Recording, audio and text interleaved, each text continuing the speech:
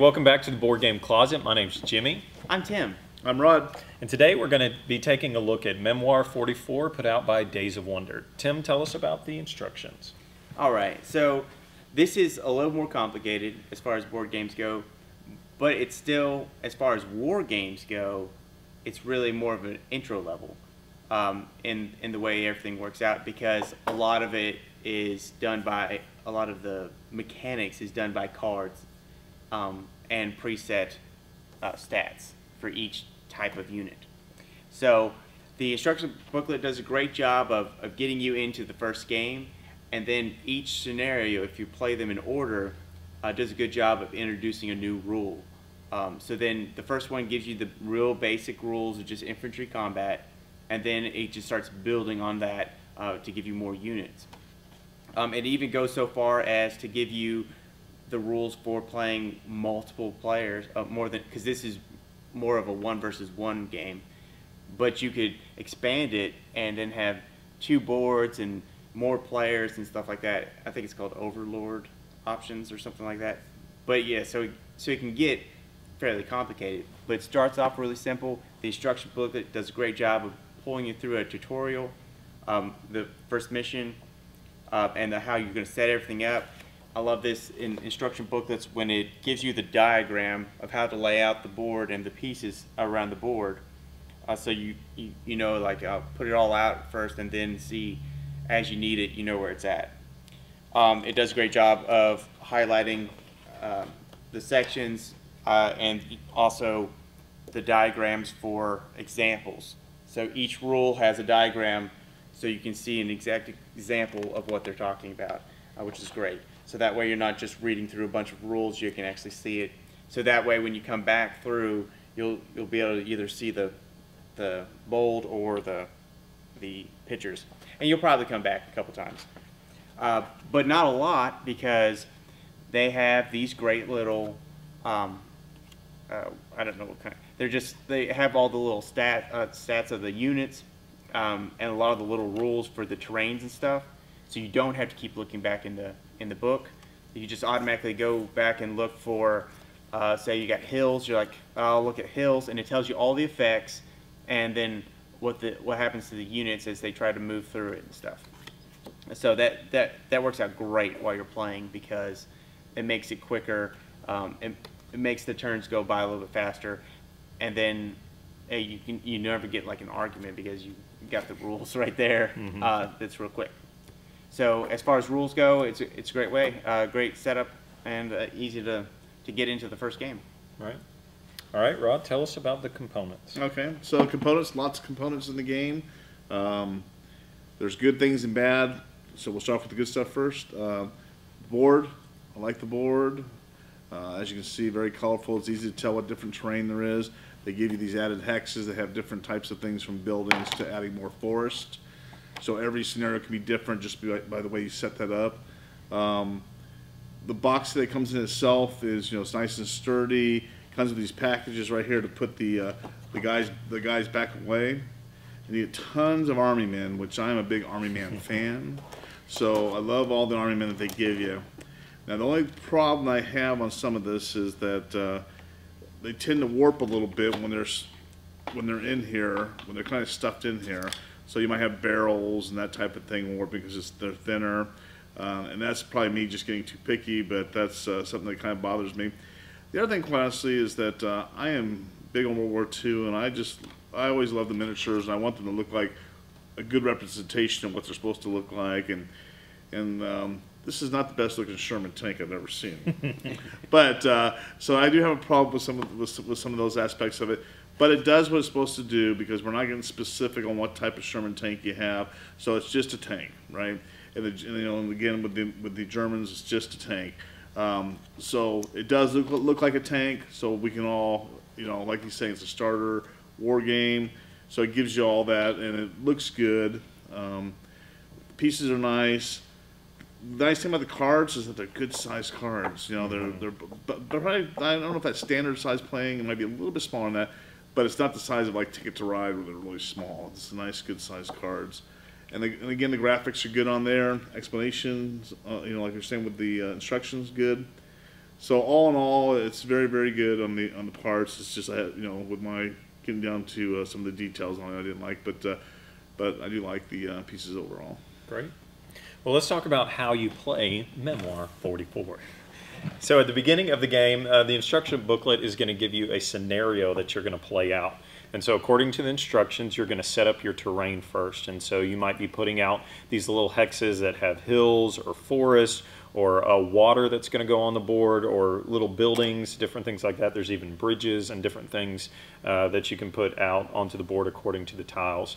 So at the beginning of the game, you set it up, and then it tells you what guys you're going to be bringing out onto the table, and then you're going to get cards. So the basic game play works as you're going to take a turn and you're going to draw cards. Depending on what the scenario is, it'll tell you how many cards you can have in your hand, which is a big deal, because these cards are the simplicity of the game, and the actual mechanic on how you play the game really comes through in the cards.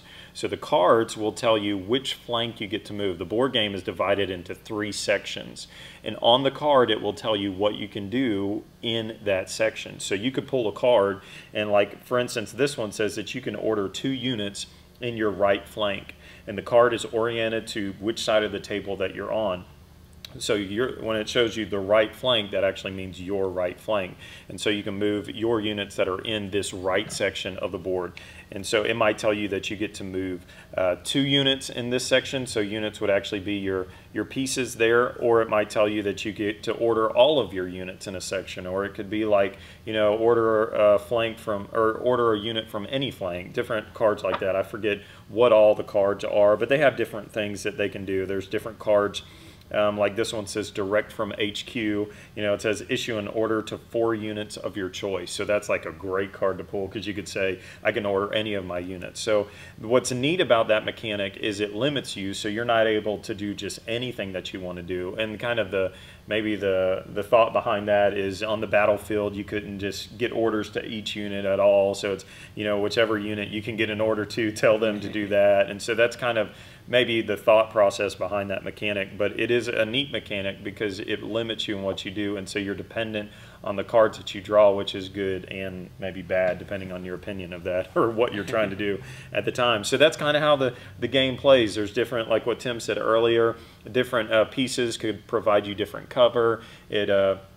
There's line of sight in the game, so it depends on what you can see and what's blocking you. There's different terrain pieces that could simulate that these guys could get in behind this terrain, and that provides them cover. There's different barbed wire pieces, right, that you might have to get across, or that hurt you or you can't get across, different things like that. So that's how the game plays out. Depending on the scenario, it gives you different victory conditions. So you could go over here and take the bridge and then go over here and do that, or if you kill off so many of their people, then you win the game. And that's basically how you play, right? Right. Right. I mean, I enjoyed, like we were saying, with the cards. It very much gives you that command feel that you're not down there.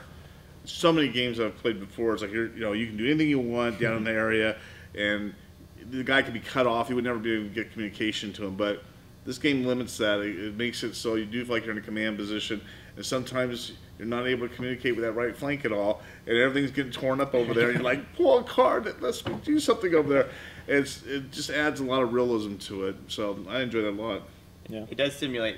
I think it's referred to as the fog of war. Mm-hmm. Fog of war. Yeah, when you're not able to you get a hold of every unit, and a lot of times units aren't doing what you're telling them to do and stuff like that, and that's what that simulates. Mm-hmm. And it does a really good job.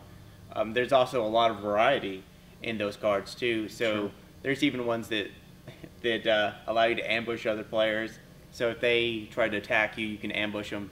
So it's not just playing on your turn. You can also watch and play during the other people's turn. Mm-hmm. And then also cards like that allow you to do exactly what the other guy did. So, which I mean that adds a lot of variety, and you don't know if you should hold on to that or play it now, or you're waiting like, does he have a really great card? But then on the other hand, the other guy might have just horrible cards, and you're just waiting for that for no reason. Yeah. So. Yeah, in the one game that I played with Tim at his house one day, we were playing, and it came down to that ambush card was a big deal, and so I held on to that ambush card the entire game, and it literally came down to the was the last move at the time, but he charged me, you know, and then the card said if you're charged in an ambush, you know, you could play that, and so I got to go before him, and I happened to roll the right dice, and it killed him off before he could kill me off. And so that was a really cool, I mean, obviously that's kind of a unique scenario, but for that game, it played out really well that I held on to that card the whole time, Sure. and so that was neat. But All right. That's a sign of good game mechanics too, that the games come down to a final roll. Right. You know, and that's when you can feel like, you know, that at both sides, even when you lose, if it comes down to that final roll, then you feel it. Then it's like that's fun for everybody. yeah, I've seen this game online, you know, 100 times, and you go to a website and you look, it's got a lot of expansions. I think there's a lot of stuff that you can buy, and for me, I'm not into war games at all. So when I first saw this, I thought, you know, but then when I played it, the good thing about Days of Wonder is they're really good at gateway games, and this is a simplified war game. So I wasn't intimidated by it once we actually started playing it, and I enjoyed it. So We do our little vote. yeah, let's give our review. So at the end of our reviews, we like to give a simple one dice review. Green means go buy this game today. White means I would play it if it's on the table, but I don't know if I would buy it. And then red means don't buy this game, and if somebody wanted to play it, I wouldn't play this game at all. So let's give our one dice review and reveal. Ta-da! So we got green, white, and green. Tell us why. So if you've ever played the Battle Lore system, you know this game mechanic already, and it's great for sitting down and just playing a war game without having to go through really complicated rules, and still have nice pieces, and still have, you know, tactics and stuff involved. And the fact that it does narrow you down to a flank during your turn, it really helps you focus. Instead of getting overwhelmed by your huge army on the board, you get to focus on this one little flank and what the moves these guys are going to do. And I really enjoyed that. And, you know, the fact that it usually does come down to a final roll, you know, makes it a cool game. That is cool. I gave it a white dice because both of these guys own it. So one, I'm not going to go buy it, but I don't think I would buy it per se because I'm not that into war games. So it's mainly the theme. The reason I did white too is because I would play it. If they brought this out, I would say, okay, let's play it, and I would have fun playing it. But I don't know if it really fits the theme that I like, and but it's not a bad game. That's why I didn't give it a red die, because I don't think it's a bad game. I just probably wouldn't spend my money to buy it. I'm a World War II buff, so that's the reason why I keep it green. One of the reasons, because I mean, it's just a good game. It's simple, it plays well, plays fast. I mean, I think we played in under 90 minutes. I think it was something like that when we played ours. Maybe 2 hours. I think each scenario played about 45 minutes, which is That pretty was- surprising. Okay. Yeah. Did it really play that fast for us, or anyway, Once we go over the rules and stuff like Yeah, that, and so then the setup, because you can't count the setup of the scenario. Sure. All right, it does play really quickly. So that's a great aspect, especially to a war game. So I mean, I don't have a lot to complain about. I mean, it's just a nice, fast, quick game. It gets my World War II stuff out of me because I do like to play that. Seems like all we play is sci-fi and fantasy, but Yeah. it's a good game. I enjoyed it very much. Right. So if this game fits you, go pick it up at your local gaming store, or there's a link underneath this video if you're on our website, boardgamecloset.com, where you could purchase it from Fun Again, and that would be supporting our website. So take care, and we'll see you next time on the Board Game Closet. God bless.